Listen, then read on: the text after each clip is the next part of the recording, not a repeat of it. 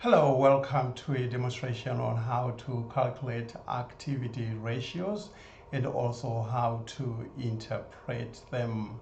I hope you find this video very useful because it provides some detailed insights into the importance of activity ratios, which are basically focused on the asset liquidity and asset management efficiency, where the organization is trying to figure out how efficient they've been in running their operations. Now, what you're going to notice here is that I do have each one of the selected financial ratios with a supporting formula.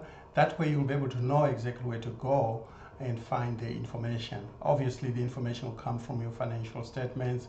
That's your balance sheets, your income statements, and your cash flow statements. But in this particular case, I do have, I'm showing off a section of the balance sheets here. But otherwise, in a practical situation, you'd need to have a full set of those financial statements so that you will be able to extract the information that you need and so that you can do those kind of calculations. Again, you can actually use this video as a reference point because you can actually see the formulas themselves. For example, accounts receivable turnover, net sales divided by net accounts receivable. In most cases, it does make sense if you've got multiple years to compare. Then that way you can actually see if there are any trends that will actually emerge from that. So really, being able to perform financial analysis with special emphasis on key financial ratios is very, very critical for an organization because you're actually able to understand the organization a little bit better and also be able to identify any red flags that may actually emerge from your financial statements. Very, very important for anyone in leadership or anyone who is doing this type of a job for a living, interpreting financial statements because they are really key in understanding the well-being of the organization.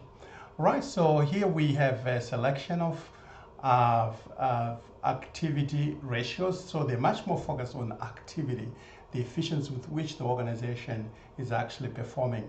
So accounts receivable turnover, basically it means how many times you are able to collect your money within the year, right? So 100% of the money that you actually owed, how many times you're actually able to do that. For the hypothetical organization we're actually using here, it's actually showing that over the 2 years, they moved from 18 times to about 24 times. So it's a huge improvement, right? So they actually even improved.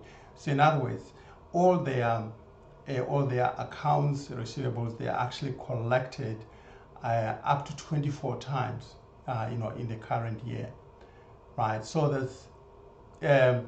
that means there's a lot of activity, right? Money is owed, you sell goods, and then of course you follow up on the money to make sure the payments are actually made back to you so that you can have that money as cash coming back in.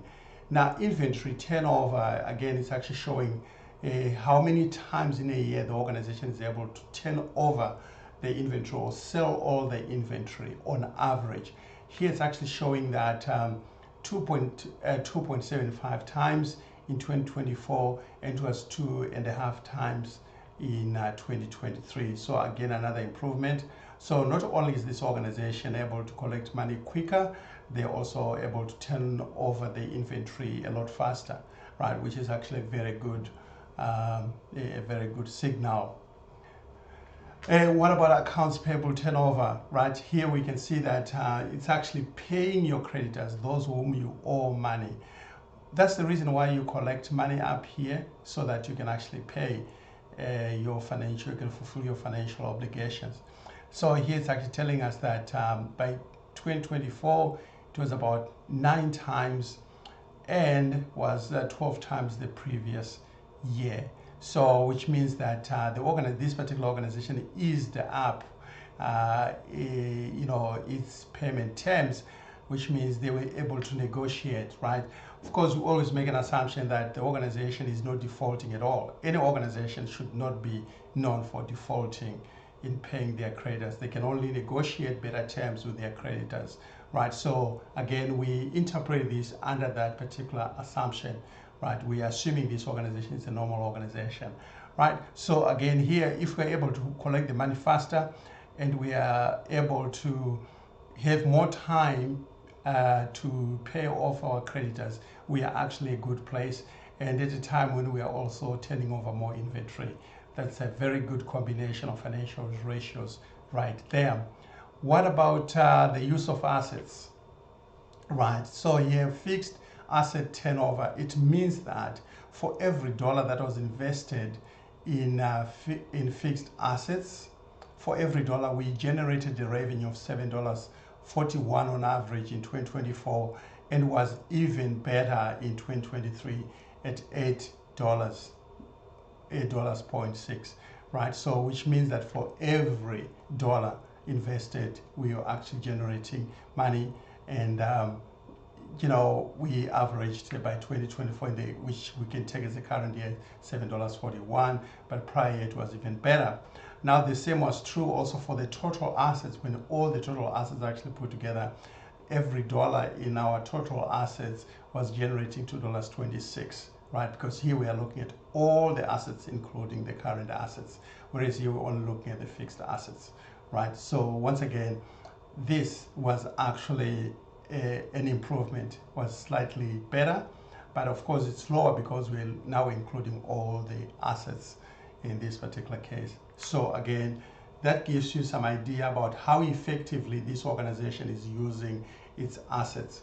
The assets are in business so that we can use them to generate money, right? So the more efficiently we are actually using them, the better off we're actually going to be. So we always want to evaluate each dollar we're investing in our assets to see how much it's actually giving us back in terms of revenue, right? So again, another nice selection of key financial ratios focused on the efficiency of the organization, how efficiently we are using the assets, and also how efficiently we are running our operations in terms of making sure that we collect our money on time, we pay our creditors on time, we are also turning over inventory quickly, and that the assets are being efficiently used. It's a very nice collection of financial ratios. I hope you found the interpretation very useful, but again, pay attention to the formulas right there. You would need to have a full set of financial statements so that you can extract the relevant numbers that you need. And you always find that they will always be available right there. For example, net sales, you need to have your income statement to get net sales, but total assets, you need your balance sheet, right, to extract those types of numbers. Right, so again, if you find this video useful, again, please like and share, and be sure to subscribe to the channel. And otherwise, that's all I have for you. Thank you so much for watching, and bye for now.